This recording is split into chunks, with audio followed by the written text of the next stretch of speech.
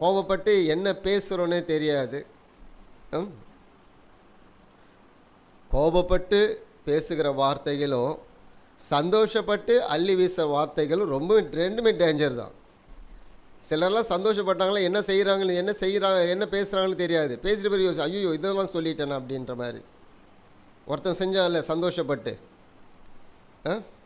ஏரோது ராஜா, நான் ஆட்சி செய்கிறதுல பாதி கேட்டாலும் உனக்கு தரேன்ட்டு நடனம் ஆடின ஒரு பெண்ணுக்கு வாக்கு கொடுத்தான். அவர் சந்தோஷப்பட்டாராம். அந்த பெண்ணு அவரை பூரிப்பாக்கிச்சான் நடனம் ஆடி.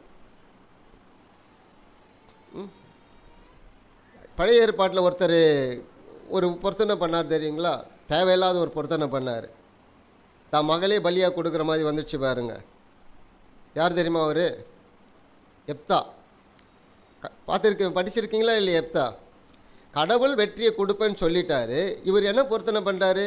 என் வீட்டிலிருந்து எது வருகிறதோ அதை உமக்கு பலியாய். வீட்டிலேருந்து என்ன வரும்? ஒன்று மனைவி வரணும், இல்லை பொண்ணு வரணும், பிள்ளைங்க வரணும். வேறு என்ன வரும் வீட்டிலேருந்து? புரியுதுங்களா? என்ன பேசுகிறோன்னு தெரியாது. கடவுள் எனக்கு வெற்றியை கொடுத்துருவார். கொடுத்த உடனே நான் திரும்பி வரும்பொழுது என் வீட்டிலேருந்து வருவது உமக்கு பலியாக இருக்குன்னா, அப்போது யார் தான் வரணும்? வீட்டிலேருந்து ஆடு மாடா ஓடியாரோம். ஒருவேளை நாய் இருந்தால் ஓடியாரோம், அங்கே வந்து மோப்பம் முடிச்சு ஓடியாரோம்.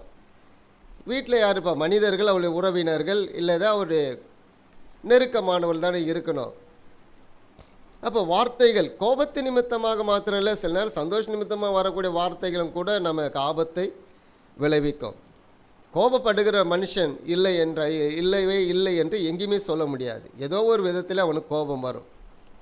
யாக்கோப்பில் அழகான ஒரு வசனம் இருக்குல்ல, நீங்கள் பேசுகிறதற்கு பொறுமையாயும், கேட்கிறதற்கு தீவிரமாயும், கோபிக்கிறதற்கு நம்ம ரெண்டுத்தையும் விட்டுடுவோம், தலைகீழ மாற்றிடுவோம். அந்த வசனத்தை அப்படியே தலைகீழ மாற்றி படித்து பாருங்க. பேசுகிறதற்கு தாமதமாயும், கோபப்படுத்துகிற தீவிரமாயும், கேட்கிறதற்கு பொறுமையாயிருன்னு சொன்னோம்னா எப்படி இருக்கும் அந்த வசனம்? இன்றைக்கி நிலைமை அப்படி தான் போயிட்டுருக்கு பாருங்க. ஏன் யாக்கோப் அதை எழுதுகிறாருன்னா அதுக்கு ஒரு அர்த்தம், அதுக்கு ரீசன் அங்கே இருக்குது. அடுத்து சொல்ல, மனுஷனுடைய கோபம் தேவனுடைய நீதியை நடப்பிக்க மாட்டாது. மோசே குறித்து ஒரு வார்த்தை இருக்கும்.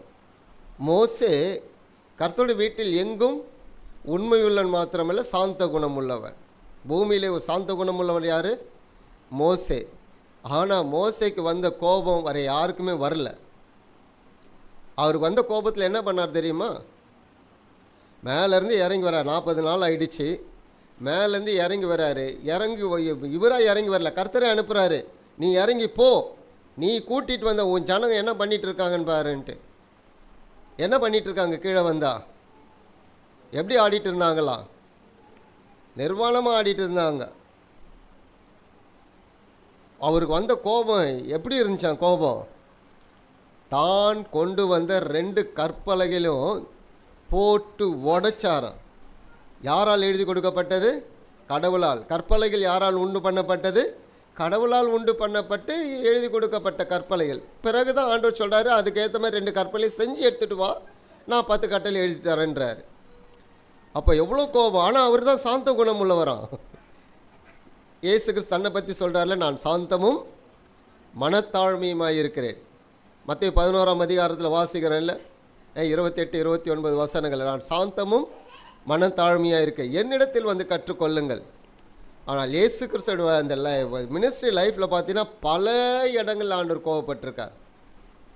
தேவாலயத்தில் அந்த கோபத்தின் விளைவு தான் சாட்டையை உண்டு பண்ணினார். அவரே சாட்டையை உண்டு பண்ணினார். அவ்வளோ கோபம் வந்துடுச்சு. அப்போ கோபம் என்பது மனிதனுக்கு வரும். கோபப்படாத மனிதன் அல்ல. ஆனால் நாம் படுகிற கோபம் நியாயமான கோபமா என்பதை நாம் உணர்ந்து கொள்ள வேண்டும்.